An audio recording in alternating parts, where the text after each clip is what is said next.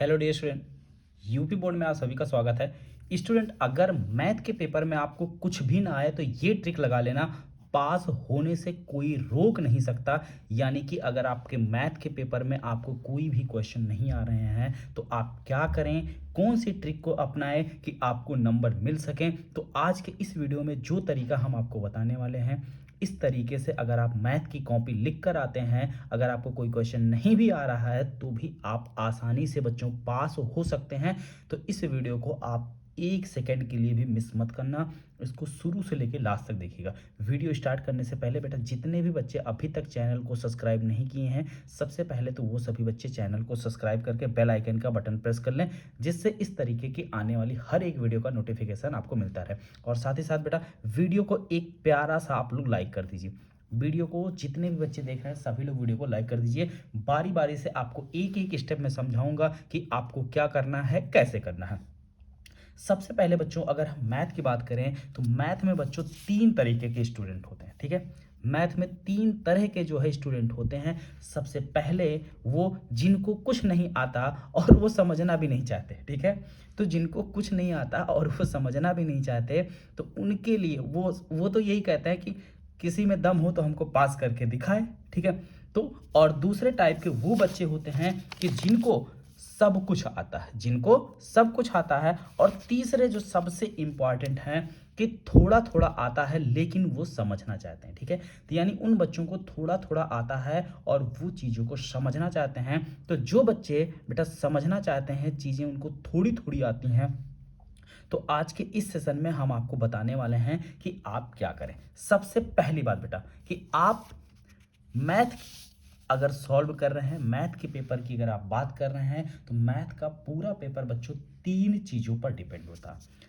पहला number concept, दूसरा number formula, और फिर प्रैक्टिस। ठीक है, अब रही बात, यहाँ पे बहुत सारे लोग फोर्थ नंबर भी ऐड करते हैं, कैलकुलेशन वगैरह। ठीक है, तो अगर आप प्रैक्टिस कर रहे हैं तो कैलकुलेशन आपकी ऑलरेडी जो है प्रैक्टिस के अंदर आ जाएगी। अगर आप ज़्यादा अभ्यास करते हैं, प्रैक्टिस करते हैं, क्वेश्चन को लगाते हैं, तो कैलकुलेशन आपका बेटा स्ट्रांग हो ही जाएगा। इसमें कोई दो राय नहीं है, कोई भी आपका संशय वाली बात नहीं है। चलिए, सबसे पहले बात करें हम कॉन्सेप्ट की। किसकी? कॉन्सेप्ट की। ये कॉन्सेप्ट क्या चीज़ है? सबसे पहली बात तो ये है कि हम मैथ का जो भी क्वेश्चन पढ़ रहे हैं बच्चों, वो एक ही क्वेश्चन पढ़ें लेकिन उसको अच्छे से क्लियर करके पढ़ें, उस टॉपिक को पूरा क्लियर करें। ऐसा पढ़ें कि अगर उस टॉपिक से कोई भी क्वेश्चन पूछा जाए बोर्ड एग्जाम में तो उसे आप आसानी से कर ले जाए। आप 10 टॉपिक पढ़िए और आप अच्छे से ना पढ़िए, थोड़ा थोड़ा पढ़िए। उससे बेटर है कि आप 2 टॉपिक पढ़िए और वो 2 टॉपिक ऐसा पढ़िए कि उन दोनों टॉपिक के क्वेश्चन आप आसानी से सॉल्व कर ले जाओ। ठीक है, तो मैथ की कॉन्सेप्ट की समझ जो है, यानी कि किसी भी टॉपिक को आप इस तरीके से क्लियर करिए, अपना कॉन्सेप्ट जो है थोड़ा सा बच्चों आप स्ट्रांग बनाइए। ठीक है, अपना कॉन्सेप्ट एकदम क्लियर करिए। दूसरे नंबर पर फार्मूला आपको पता होना चाहिए। आपको उस चैप्टर में जितने भी फार्मूले यूज हो रहे हैं, जो भी, अगर मैट्रिक्स पढ़ रहे हैं, डिटर्मिनेंट्स पढ़ रहे हैं, यानी कि सारणिक अपव्यय पढ़ रहे हैं, तो सारणिक के सारे फार्मूले रूल्स आपको पता होने चाहिए।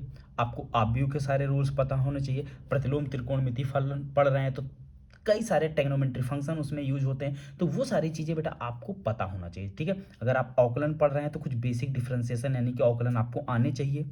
चलिए, अब ये होगी बात कॉन्सेप्ट की, फार्मूला, यानी कॉन्सेप्ट आपका क्लियर है कि, और आपका फार्मूला क्लियर है, तो अब होना चाहिए मैथ। बेटा क्या है कि मैथ देखा जाए तो ये रेगुलर रेगुलर प्रैक्टिस की जो है सब्जेक्ट है। ठीक है, मैथ जो है बेटा रेगुलर प्रैक्टिस मांगता है, रेगुलर प्रैक्टिस मांगता है कि अगर आप मैथ से जो है, मैथ के प्रैक्टिस से दूर भागेंगे तो मैथ बेटा आपको बहुत ज़्यादा भगाएगा। ठीक है, चलिए, अब सबसे बड़ी बात यह है, चलिए, जो भी चीज़ें आपको एग्जाम तक तैयार हो गई या जो भी चीज़ें नहीं तैयार हुई, आप एग्जामिनेशन हॉल में पहुंच गए, अब क्या करें वहां पे आप ध्यान दीजिए। अगर आप बच्चों एग्जामिनेशन हॉल में पहुंच गए और एग्जाम में अगर आपको कोई क्वेश्चन नहीं आ रहा है, तो एक चीज़ बेटा हम आपको बता दें कि मैथ में जो मार्किंग होती है बेटा, ठीक है, मैथ में जो अंक मिलते हैं वो स्टेप बाय स्टेप मिलते हैं। ठीक है, स्टेप बाय स्टेप आपकी मार्किंग होती है।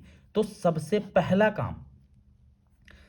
पहला काम तो बेटा आपको ये करना है कि मैथ में कोई भी क्वेश्चन नहीं छोड़ना है, कोई क्वेश्चन नहीं छोड़ना है। ठीक है, कोई भी क्वेश्चन हमें नहीं छोड़ना है, हर एक क्वेश्चन को करना है। 2-4 ही स्टेप ही कीजिए, पर हर एक क्वेश्चन को कीजिए। अब अगर कोई क्वेश्चन नहीं आ रहा है तो पहले उस क्वेश्चन को आप 1 बार, 2 बार, 3 बार, जितनी बार में आपको समझ में नहीं आ रहा आप उतनी बार उस क्वेश्चन को पढ़िए। एटलीस्ट उस क्वेश्चन में आपको कुछ ना कुछ जरूर समझ में आएगा, क्योंकि मैथ के क्वेश्चन में 50% आंसर जो है आपके क्वेश्चन में ही छिपा रहता है। अगर आप क्वेश्चन बेटा समझ गए तो 50% आंसर आप कर ले जाएंगे। तो यानी कि आपके 100 नंबर का पेपर 50 नंबर आपके आसानी से आपके पेपर को समझने से ही मिल जाता है। अगर आप पेपर अच्छी तरीके से समझ जाते हैं तो 50 नंबर आपको, 100 में 50 आपका कहीं नहीं गया, ठीक है। और रही बात 50, वो 50 आपकी कैलकुलेशन और प्रैक्टिस के ऊपर, फार्मूले के ऊपर डिपेंड है। तो पहला काम क्या करना है बेटा कि अगर कोई क्वेश्चन नहीं आ रहा तो उसे 2 से 3 बार पढ़ना है। यानी हमें तब तक पढ़ना है कि जब तक क्वेश्चन समझ में ना आ जाए। समझ में अगर आ गया तो जो भी चीज़ें आपको समझ में आ रही, जो भी चीज़ें उस क्वेश्चन के बारे में आपके मन में आ रहा है, जो भी आइडिया आ रहा है, जो भी विचार आ रहा है, आप उसको जो है जिस फार्मूले पे वो लगेगा फार्मूला अप्लाई कीजिए। फार्मूला बेटा मस्ट है, फार्मूला आपको याद होना चाहिए, ठीक है। और फार्मूला अप्लाई करके आप 2-4 स्टेप कैलकुलेशन कीजिए, जहाँ तक आपको आ रहा है उतना कीजिए, लेकिन क्वेश्चन आप पूरा मत छोड़िए, ठीक है। अगर आप क्वेश्चन बेटा छोड़िए, चलिए मान लेते हैं, आप मान लीजिए अगर 30 नंबर का क्वेश्चन छोड़ देते हैं तो बेटा आपका पूरा पेपर अब 100 की जगह कितने में चेक होगा, पहले 100 में चेक होना था, अब 70 में चेक होना है। तो अब 70 में कट पिट करके मान लीजिए आपको 20 मिला या 30 मिला या 25 मिला। मान लो अगर आपको 30 मिला तो अब 3 अंक फिर यहाँ कम पड़ गया। तो वही चीज़ अगर आप 70 की जगह टोटल 100 में, यानी कि पूरा 100 आउट ऑफ 100 अगर आप अटेम्प्ट करके आते हैं तो 30 में एटलीस्ट कट पिट के भी आपको 3 नंबर जो है एटलीस्ट मिल जाएगा। यानी कि जब आपकी कॉपी में बेटा कुछ लिखा रहेगा तभी तो आपको एग्जामिनर नंबर देगा। अगर आपका 30 नंबर हो रहा है और एग्जामिनर चाहता कि आपको पास कर दे, तो आप कॉपी में लिखे ही नहीं है तो वो 3 नंबर कहाँ से अपने घर से तो ला के देगा नहीं। तो इसीलिए कॉपी में क्या होना चाहिए बेटा, सब कुछ, यानी कि 100% क्वेश्चन हमें अटेम्प्ट करके आना है, चाहे क्वेश्चन आए या क्वेश्चन ना आए, ठीक है। तो अब क्या करना है, एक काम आप सभी लोग बेटा कीजिए कि जिन भी बच्चों को मैथ में जिन भी टॉपिक पर समस्या है या जो भी टॉपिक आपको कठिन लगता हो, वो टॉपिक का नाम आप कमेंट सेक्शन में बेटा कमेंट कीजिए। हम आपको टॉपिक वाइज एक एक चीज़ें आपके एग्जाम तक क्लियर कर देंगे, ठीक है। तो बहुत सबसे पहले वीडियो तो हमारा होगा आपके फंक्शन पर, यानी कि फलन।